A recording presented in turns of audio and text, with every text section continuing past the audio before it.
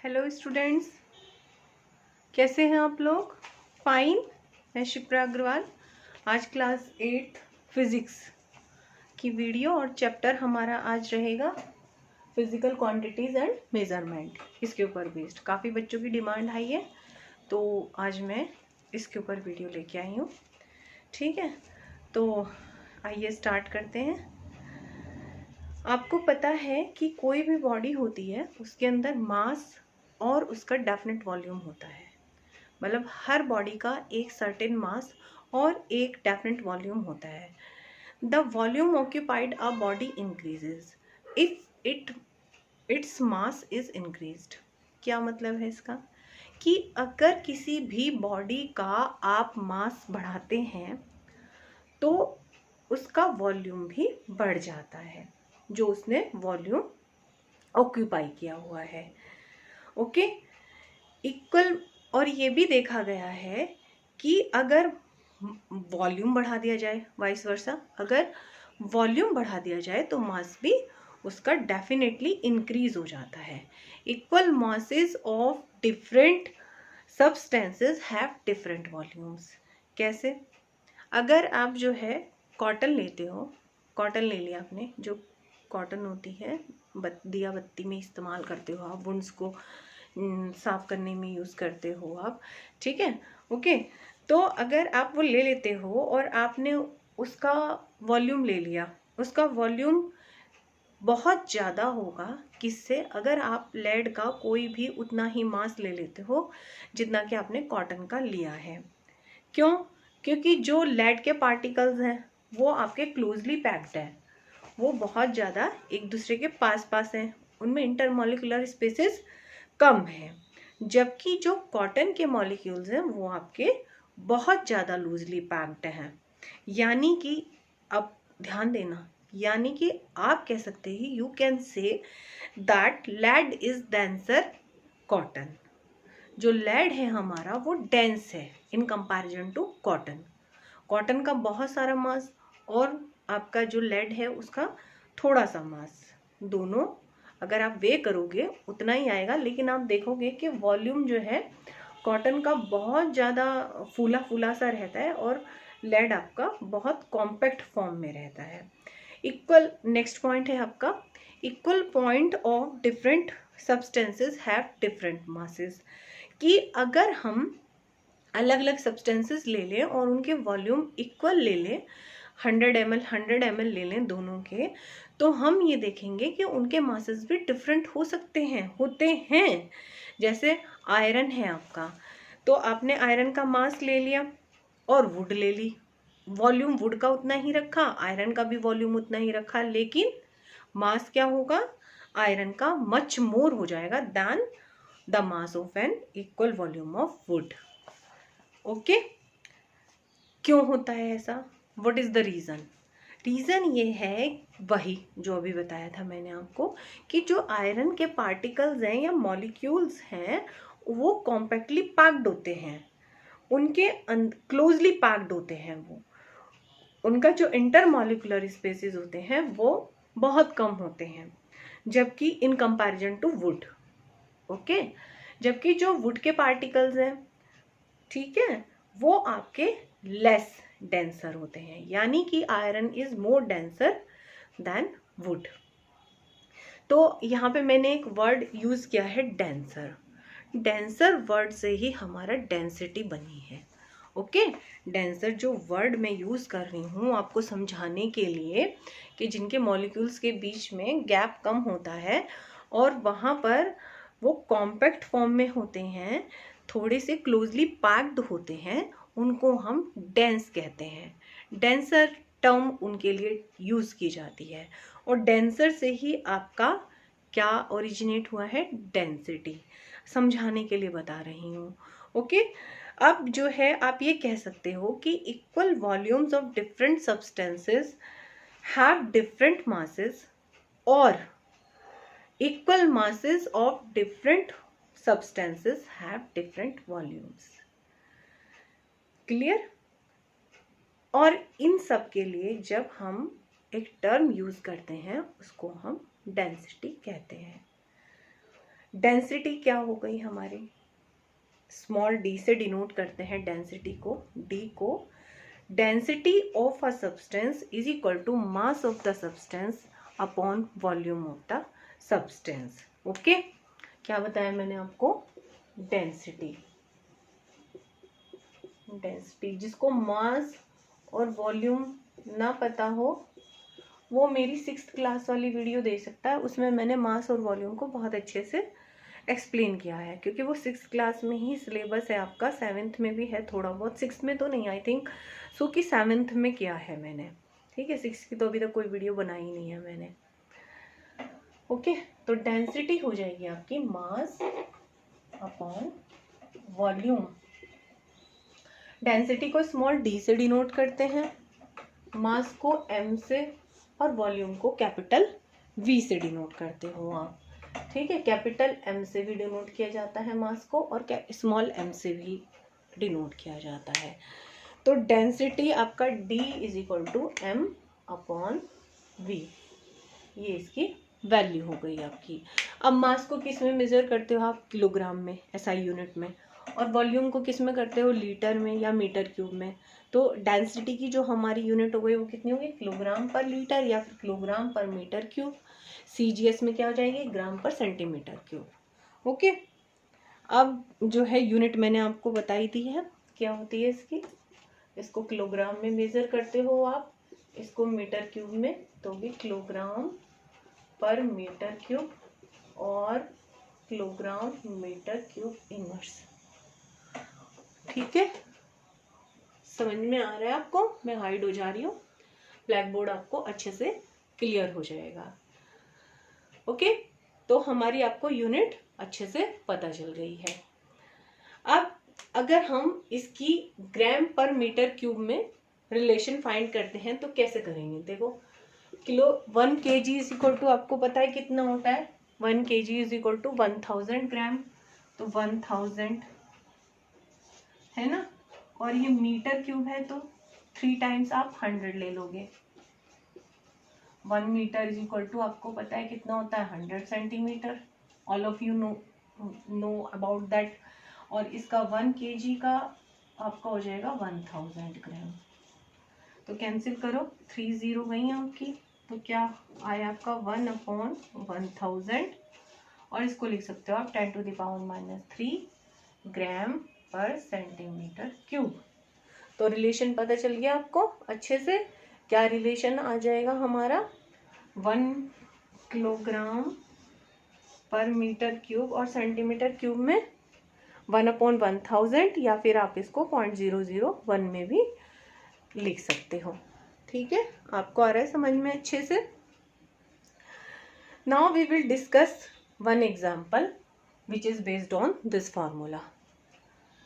तो हमारा देखो, ये फॉर्मूला हम यही लिखा रहने देते हैं, ये आपको सब समझ में आ गया होगा। अगर हम 1 ग्राम सेंटीमीटर क्यूब लिखना चाहें तो 1000 इधर आ जाएगा, तो 1 ग्राम पर सेंटीमीटर क्यूब आपका हो जाएगा 1000 किलोग्राम पर मीटर क्यूब। ओके, ऐसे भी आप इसको लर्न कर सकते हैं, ठीक है, जो आपका मन चाहे। अब इस पे बेस्ड मैं एक एग्जांपल करा रही हूँ, न्यूमेरिकल आपको, न्यूमेरिकल क्योंकि फिजिक्स से बहुत आता है और बच्चों को थोड़ा समझ में नहीं आता, उनको थोड़ी सी न्यूमेरिकल में डिफिकल्टीज रहती हैं, ठीक है। तो न्यूमेरिकल में फिजिक्स के जरूर कराती चलूँगी आपको, आप बैक एक्सरसाइज के न्यूमेरिकल खुद कर सकते हो, और जो आपको समझ में ना आए तो आप कमेंट बॉक्स में कमेंट करके मुझसे पूछ सकते हो। चलो, अब अगर पसंद आ रहा हो सेशन तो लाइक कर दो, शेयर कर दो, और जो न्यू व्यूअर्स हैं मेरे, वो चैनल को सब्सक्राइब जरूर कर लें, ताकि कोई भी वीडियो आती है तो आपके पास नोटिफिकेशन पहुंच जाएगा। और मैंने अभी 11th में भी डील करना शुरू कर दिया है यूट्यूब पर, तो अगर कोई आपके जान पहचान वाले दीदी या भैया हों जो 11th में केमिस्ट्री ट्यूशन ना मिल पाई हो जिनको, ठीक है, तो वो मेरा चैनल सब्सक्राइब कर सकते हैं और 11th की वीडियो से अपना फ़ायदा ले सकते हैं, ठीक है। तो आप अपने जितने भी रिलेटिव्स हैं या आपके फ्रेंड्स हैं, फ्रेंड्स के जो एल्डर ब्रदर या सिस्टर हैं, उनको आप ये सब चीज़ें बता सकते हो। नाउ वी विल स्टार्ट, ठीक है। अब क्वेश्चन है हमारा कि if the mass of an iron, देखिएगा, the mass of an iron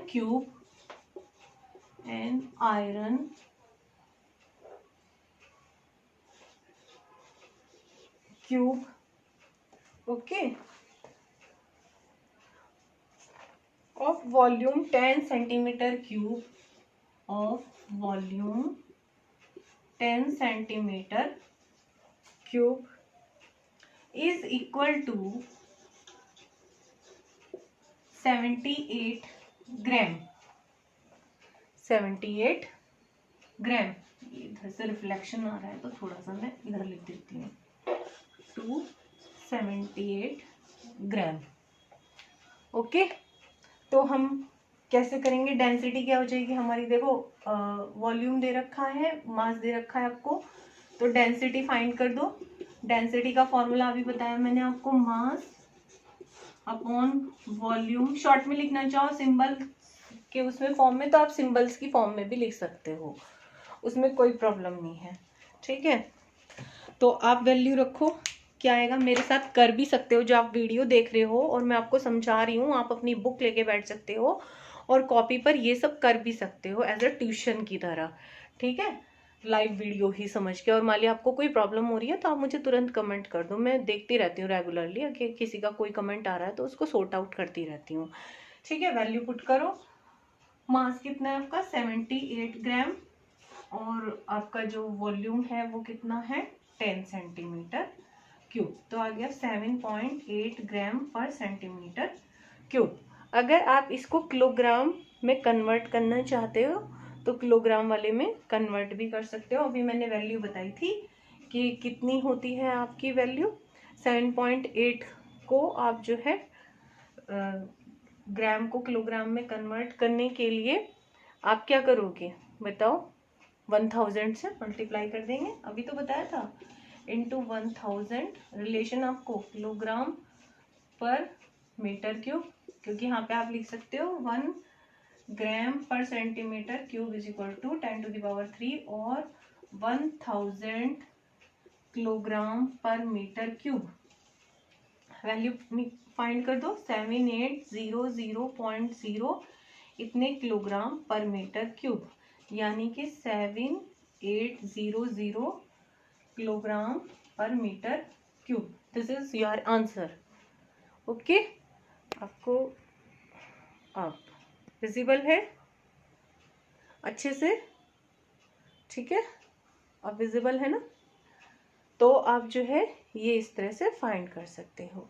अगर आपको वाटर की डेंसिटी कहें तो वाटर की डेंसिटी आपको लर्न होनी चाहिए। वाटर की डेंसिटी जो होती है हमारी 1 ग्राम पर सेंटीमीटर क्यूब होती है हमारी, 1 ग्राम पर सेंटीमीटर क्यूब, और उसको 1000 से मल्टीप्लाई कर दोगे तो किलोग्राम पर मीटर क्यूब में आ जाएगा आंसर आपका।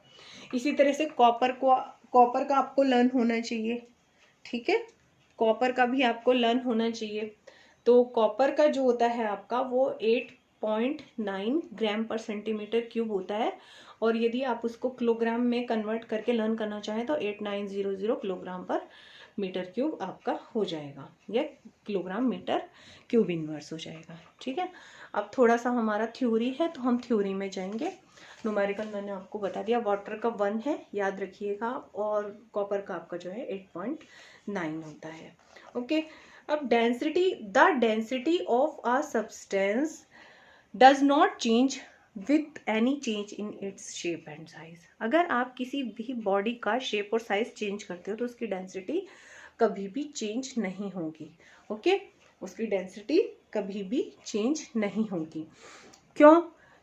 और जितने भी सब्सटेंसेस होते हैं आप जब उनको गर्म करते हैं, हीट करते हैं आप, तो आप देखते हैं वो फैल जाते हैं, एक्सपेंड हो जाते हैं, और जब आप उन्हें कूल करते हो तो वो क्या हो जाते हैं, कॉन्ट्रैक्ट हो जाते हैं।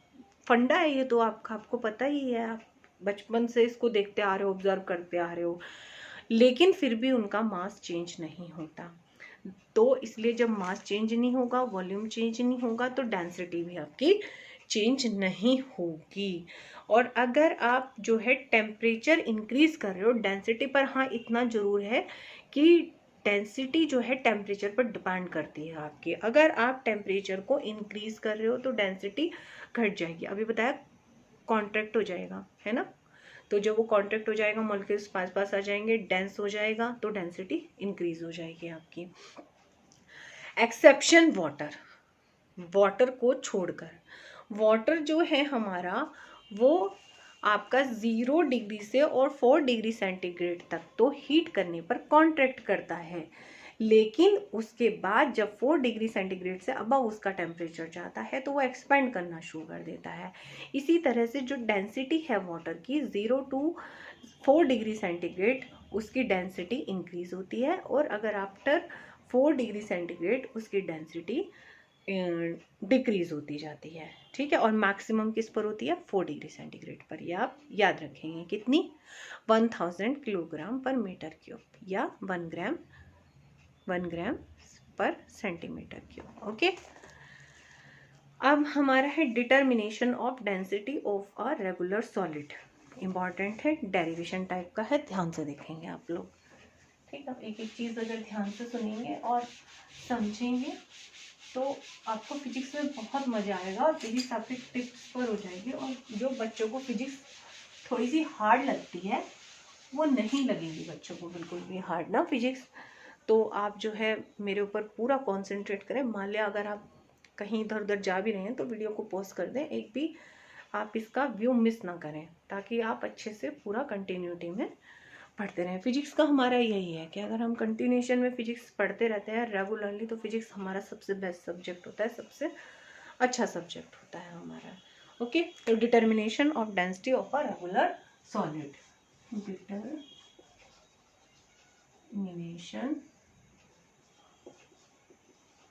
of density of a regular solid. Okay, ठीक है, determination of density of a regular solid.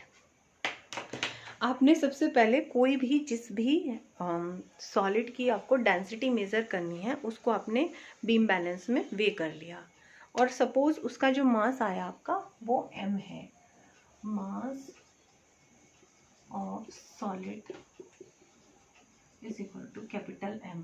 Okay, इसी तरह से आपने वॉल्यूम फाइंड कर लिया, जो भी आपका सॉलिड जिसका भी आपको एक्सपेरिमेंट करने के लिए, मेजरमेंट करने के लिए, डिटर्मिनेशन करने के लिए दिया गया है, उसका आपने जो है वॉल्यूम मेजर कर लिया। तो volume of that solid is equal to capital V। Okay, अब आपको वॉल्यूम क्या लिया है आपने? क्यूब लिया है। सॉलिड को मान लिया आपने कि क्यूब है, ये क्यूब का फाइंड कर रहे हैं हम। ओके, तो क्यूब का आपको वॉल्यूम पता ही है, ए क्यूब होता है। ए क्या होती है आपकी?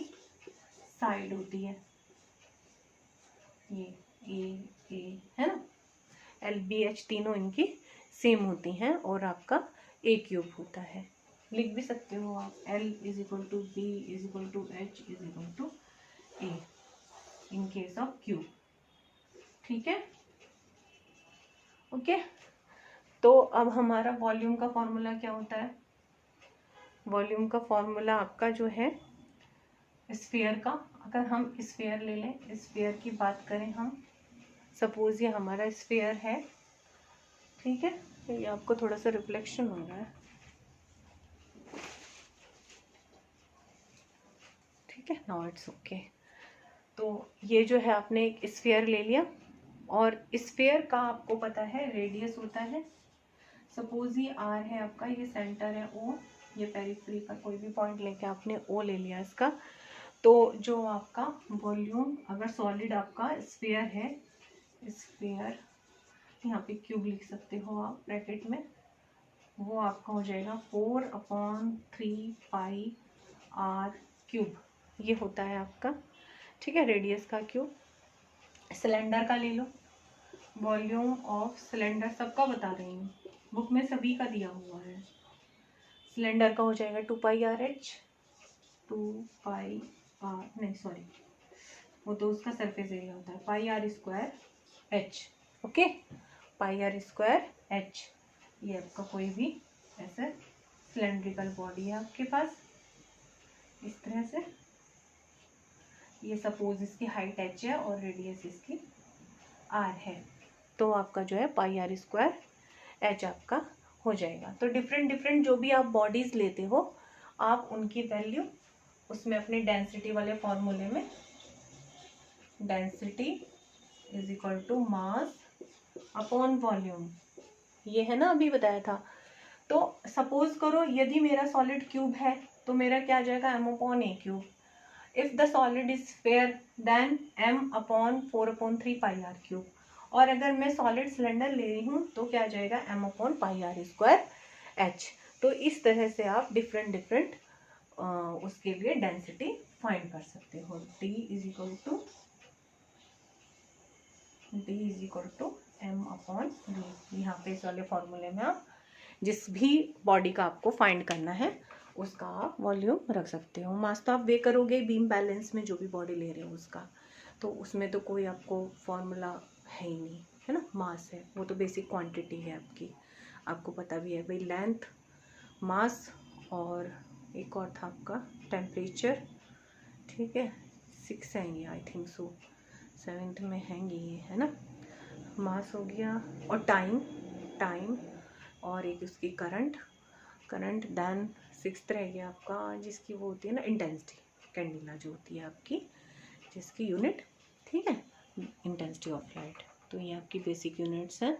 तो इनकी तो स्टैंडर्ड SI यूनिट्स जो है स्टैंडर्ड है, वो हमारे ब्यूरो ने, इंटरनेशनल मेजरमेंट ऑफ ब्यूरो जो है उसने फिक्स कर रखी हैं, ठीक है।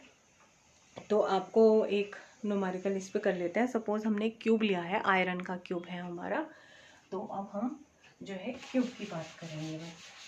ये फॉर्मूले में अभी रब नहीं कर रही हूँ क्योंकि आपको अभी चाहिए। तो ये इधर कर दूँ मैं, इधर देखिएगा। मान लिया 1 क्यूब ऑफ आयरन है आपका, ओके। और आयरन का जो वॉल्यूम दे रखा है उसने, वॉल्यूम इसका आपको दे रखा है उसने, फाइंड करना है आपको। साइड दे रखी है, सपोज साइड दे रखी है 3 सेंटीमीटर, ठीक है। तो ये हो गया आपका A³, तो ये हो गया 3 का cube, that is equal to 27 centimetre cube, okay. और मास आपका सपोज इसका जो है मास उसने दिया है आपको 210 ग्राम है, ठीक है, 210 ग्राम है, उसका आपको फाइंड करना था डेंसिटी। तो डेंसिटी हो जाएगी m/v 210/27, ठीक है। 3 से कट करो, 3 7 जा 3 9 जा 70/9, डिवाइड कर लेना 7.78 ग्राम पर सेंटीमीटर क्यूब आपका ये आ जाएगा, ओके। तो इस तरह आप किसी भी बॉडी के लिए फाइंड कर सकते हो डेंसिटी, अब नहीं भूलोगे। इसके बाद हम चलेंगे वॉल्यूम पर, ओके। वॉल्यूम पर चलेंगे हम। वॉल्यूम मेजर करने के लिए जो हमारी सिलेंड्रिकल बॉडीज होती हैं लैब में, वो डिफरेंट शेप्स की होती हैं। कई शेप्स हमारी रहती हैं, ठीक है भाई। अगर सेशन पसंद आ रहा हो तो प्लीज़ लाइक का बटन दबा दो, लाइक का आइकन दे रखा है फ़ोन में, लाइक तो कर दो कम से कम। इतनी मेहनत कर रहे हैं आपके लिए तो इतना तो बनता ही है, ठीक है। तो आपका जो है मेज़र करने के लिए वॉल्यूम, मैंने क्या कहा है, बहुत सारे वेसल्स होते हैं आपके, ओके। सिलेंडर की फॉर्म में भी होते हैं, दे रखे हैं बुक में, बार बार बनाने की या बहुत ज़्यादा डीप में जाने की ज़रूरत नहीं है आपकी। बीकर्स होते हैं, टेस्ट ट्यूब्स होती हैं, यूरेका कैन्स होते हैं आपके, ओके। और भी बहुत तरह के होते हैं आपके केमिस्ट्री लैब में, पीपेट, ब्यूरेट, बहुत सारे हैं, बहुत सारे, ठीक है। फिजिक्स में तो आप जनरली बस ये यूज़ करते हो, मेजरिंग सिलेंडर यूज़ करते हो, मेजरिंग बीकर यूज़ करते हो और यूरेका कैन यूज़ करते हो, बट मैंने आपको सब तरह के बता दिए हैं, पीपेट, ब्यूरेट, और आपकी टेस्ट ट्यूब्स होती हैं, लार्ज टेस्ट ट्यूब्स होती हैं, स्मॉल टेस्ट ट्यूब्स होती हैं, कोनिकल फ्लास्क होते हैं, बहुत सारे फ्लास्क होते हैं, मेजरिंग फ्लास्क बहुत सारे हैं। ठीक है, तो इस तरह से आपके जो है, इसमें मैं बहुत ज़्यादा डीप में नहीं जा रही हूँ, पूरी थ्योरी है, आप एक बार बस कहानी की तरह ये रीड कर लेना, मैंने आपको बता दिया। जो मेजरिंग सिलेंडर है वो 0, बस इतना याद रखना आपको, मिलीमीटर्स में होते हैं वो, और वो 0 मार्क जो बॉटम पे दिया होता है उनका 0 मार्क से, फिर उनका दिया था 100 ml का भी होता है, 50 ml का भी होता है, 150 ml के भी होता है, 200 के भी होता है, 250 ml के भी होते हैं, तो डिफरेंट 500 ml के भी होते हैं। बहुत सारे तरह के मेजरिंग सिलेंडर्स आपके होते हैं, उनसे आप अपने एक्सपेरिमेंट्स मेज़र कर करके करते हैं। मेजरिंग बीकर्स होते हैं, बीकर, ठीक है, कई तरह के होते हैं वो बीकर्स भी हमारे, ग्लास, प्लास्टिक, मेटल्स, कई चीज़ों से बने होते हैं। एल्यूमिनियम के बीकर्स, अरे वो उनके पास होते हैं जो दूध वाले होते हैं, आपके दूध वाले अंकल, मिल्क मैन जो होते हैं, सुबह को दूध देने जाते हैं, जिनसे नापते हैं, वही तो है मेजरिंग बीकर आपका, वो एल्यूमिनियम का बना हुआ है। बस यही समझ लो कि केमिस्ट्री लैब में या फिजिक्स लैब में आपके वो सब कांच के होते हैं, वो भी 50 ml, 100 ml, 200 ml, 500 ml, 1 litre, ठीक है। और बड़े बड़े कंटेनर भी होते हैं, बड़े बड़े भी, बहुत बड़े बड़े भी होते हैं। फिर यूरेका कैंस, यूरेका कैंस जो है आपकी, वो भी ग्लास का बना हुआ है, पॉलीथीन और मेटल का बीकर होता है। इसमें एक स्पाउट टाइप का होता है आपका, स्पाउट सा रहता है बीकर में, ठीक है, वो थोड़ा सा आपको ईजी होता है उसमें डाल के और उसको हैंडल करना, और जो भी आप क्वांटिटी उसमें ले रहे हो उसको बहुत आराम से आप डिटरमाइन कर सकते हो। अब हमारे determination of density of an irregular solid, अभी तक तो हमने रेगुलर सॉलिड वाले अपने देखे थे, अब हम बात करते हैं इर्रेगुलर सॉलिड्स की। तो इर्रेगुलर आपको पता चल रहा है, इर्रेगुलर क्या हुआ है, क्या हुआ है, जिनकी शेप इर्रेगुलर होती है, जिनकी शेप इर्रेगुलर होती है, तो उनको डिटरमाइन करना थोड़ा सा आपका जो है अलग मेथड होता है, अलग मेथड से वो आपके किए जाते हैं। जैसे आपको क्या करना है कि to determine the density of an irregular solid, उसके लिए एक्टिविटीज़ भी दो एक्टिविटीज़ दी गई हैं, एज इट इज़ एक्टिविटीज़ पढ़ेंगे हम, तो ये तो मैं आपको ऐसे ही बता रही हूँ, डिटरमिनेशन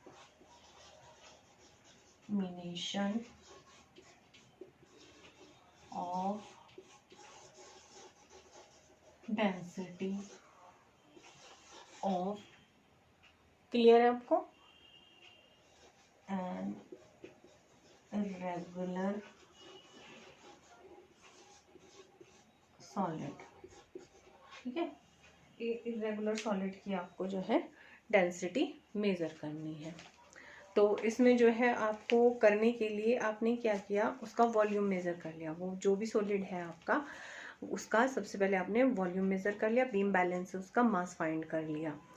उसके बाद आप उसका वॉल्यूम कैसे करोगे, क्योंकि जब वो इर्रेगुलर है उसकी थोड़ी सी शेप तो आपको पता नहीं चलेगा, उसमें क्या करते हो आप, डिस्प्लेसमेंट मेथड यूज़ करते हैं, डिस्प्लेसमेंट मेथड यूज़ करते हैं। जैसे कोई भी सॉलिड है, जब उसको हमने लिक्विड में मर्ज कर दिया, when a solid immersed in a liquid displaces volume of liquid equal to its own volume, आपने आर्किमिडीज वाले प्रिंसिपल में ये पढ़ा होगा, ठीक है। अगर आपने इसके बारे में अवेयर हो कि कोई भी चीज़ होती है जब वो वाटर में डिप की जाती है, डुबाई जाती है, वो इमर्स की जाती है, इमर्स टर्म यूज़ करते हैं, जब वाटर में इमर्स की जाती है वो बॉडी, तो वो अपने वेट के बराबर जो है लिक्विड को अपने वॉल्यूम के बराबर या अपने वेट के मास के बराबर वो वॉल्यूम को डिस्प्लेस करती है, हटाती है।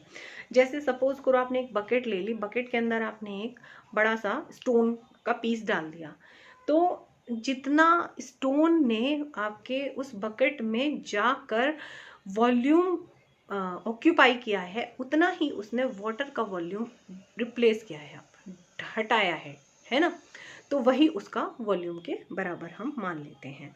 तो measurement of volume of an irregular body by displacement method can be done by this activity, मतलब कोई भी आप एक्टिविटी जो मैंने आपको बताई, आपकी बुक में 2-3 एक्टिविटीज़ दे रखी हैं, तो वो हम कर लेते हैं। इसमें आपके जो है 2 मेजरिंग सिलेंडर ले रखे हैं उन्होंने, उसको आपको जो है दिखा देती हूँ मैं आपको, ये इस तरह के मेजरिंग सिलेंडर्स होते हैं, ठीक है, ये इस तरह से यहाँ पे बेस इनका लाइक दैट, और फिर जो है ये इस तरह से यहाँ पे मिलीमीटर्स में इसमें पूरे में मार्क बने रहते हैं आपके।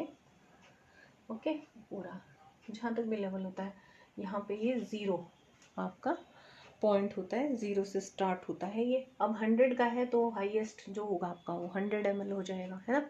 और बीच में फिर बने रहते हैं आपके 10, 20, 30, 40, 50, 60, 70, 80, है ना, 90, देन 100। इस तरह से आपके मार्क इस पर पूरे मेजरिंग सिलेंडर पर रहते हैं। तो आपने क्या किया, इसमें लिक्विड, सपोज करो ये लिक्विड जो है आपका 50 तक था। ओके, कोई मतलब ज़रूरी नहीं है कि आप बिल्कुल डिट्टो बुक का ही मैं आपको पढ़ाऊँ और आप बुक ही पढ़ें। आप 9th में आने वाले हैं तो थोड़ा सा आप एज्यूम भी कर सकते हैं different from the book. Okay, तो मान लीजिए सपोज करो कि हमने इस एक्टिविटी में, ये घर में आप करके भी देख सकते हो अगर आप किसी के पास मेजरिंग सिलेंडर है, तो थोड़ा सा प्रैक्टिकली भी हमें फिजिक्स, केमिस्ट्री और बायो को ऑब्जर्व करना चाहिए। जिनको साइंस में इंटरेस्ट है वो तो करेंगे एटलीस्ट, जिनको नहीं है तो वो ऐसे रट्टाफिकेशन करेंगे और बस छोड़ देंगे, है ना। तो आपने जो है 50 ml तक सपोज करो कि वाटर इसमें कर दिया। अब आपने यहाँ, और ये आपका V1 था, this is V1। Okay, V1 से आपने इसे डिनोट कर दिया। फिर आपने इसमें एक थ्रेड की सहायता से यहाँ पर एक स्टोन का या छोटा सा कोई भी जिसका भी आपको मेजर करना है जो इसमें सिलेंडर में आ सके, वो आपने एक स्ट्रिंग की सहायता से इसके अंदर इमर्स कर दिया। और फिर आपने जो है ये देखा कि इसका वॉल्यूम अब थोड़ा 80 तक आ गया आपका, तो ये आपका V2 है। हैवी चीज़ ली आपने, हैवी, अरे कोई ज़रूरत थोड़ी है कि कांच वाला ही सिलेंडर लें कांच वाला लेंगे तो थोड़ी हल्की बॉडी ले लेंगे ताकि वो क्रैक ना हो जाए, ठीक है। तो आपने जो है V2 पे इसको लेके चले गए, देखा आपने कि वाटर का लेवल इंक्रीज हो गया, तो ये आपका वॉल्यूम आ गया इसका। भाई ये V2 minus V1 is equal to P। तो आपको पता चल गया रेगुलर बॉडीज का वॉल्यूम आप कैसे फाइंड कर सकते हो। फिर उसी तरह से भाई आपने इसका जो है एम मास सपोज करो बीम बैलेंस से ले लिया, वॉल्यूम आपका यहाँ से फाइंड कर लिया, डेंसिटी आपकी m/v आ गई, दोनों की वैल्यू रख के और आपने इसकी डेंसिटी फाइंड कर ली, ठीक है। अब मैं ये एज्यूम कर रही हूँ कि मान लिया जो है कुछ भी ले लो, ये आपका जो है सपोज करो कि 50 ग्राम का था और ये वॉल्यूम कितना आया आपका 80 माइनस 50, 60 ले लो यार, थोड़ा राउंड आ जाए, राउंड फिगर आ जाएगी आपकी, 30 आ गया वॉल्यूम इज इक्वल टू, है ना। तो ये आपका 60 है मास और ये 30 आ गया, 32 था, तो इसकी डेंसिटी आपकी 2 ग्राम पर सेंटीमीटर क्यूब आ गई। ओके, अच्छे से क्लियर है। जो 1 ml होता है वो ध्यान रखना, अब ये ml में है तो ये ml में आएगा 30 ml, तो इसको ग्राम सेंटी 1 ml जो होता है आपका वो 1 सेंटीमीटर क्यूब के इक्वलेंट होता है। ये आपने मैथ्स में पढ़ा ही होगा, आपको पता ही है, ध्यान रखना वरना। 1 ml is equal to 1 centimetre cube, ठीक है। इसी तरह से 1 लीटर आपका 1 मीटर क्यूब के इक्वल होता है, ये आप ध्यान रखना। अप्रॉक्सीमेटली हम यही सपोज करते हैं, ठीक है। इस तरह से कई एक्टिविटीज़ दे रखे हैं वो आप रीड कर लेना। अब अगर हमें डिटर्मिनेशन करनी है डेंसिटी किसी लिक्विड की तो हम कैसे करेंगे। सपोज अब हम लिक्विड पर आ रहे हैं, ठीक है। अगर हमें लिक्विड की डेंसिटी फाइंड करनी है तो हम लिक्विड की डेंसिटी कैसे फाइंड करेंगे।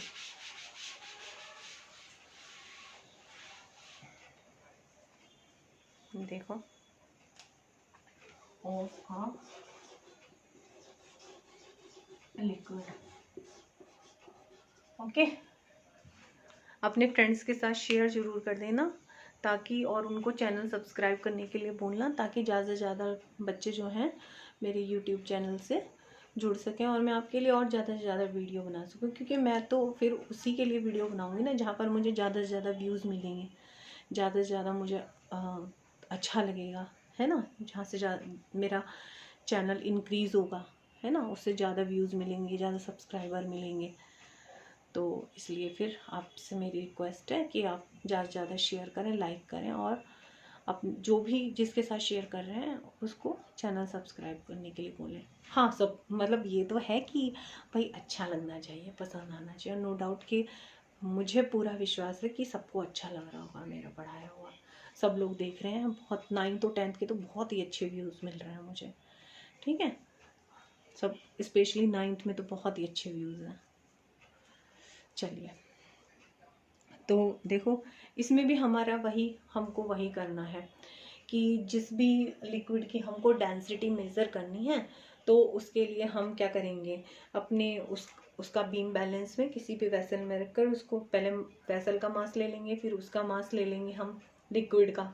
तो वो टोटल जो है हमारा खाली वेसल का मास लिया है आपने, और फिर दोबारा आपने जो है वेसल प्लस लिक्विड का मास लिया है, दोनों को माइनस कर दोगे तो आपका क्या आ जाएगा, लिक्विड का मास आ जाएगा बीम बैलेंस में, है ना।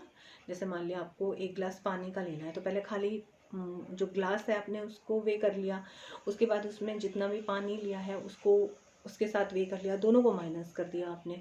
तो जो आपका वाटर है, वाटर का जो मास है वो आपका डिफरेंस से आपको मिल जाएगा।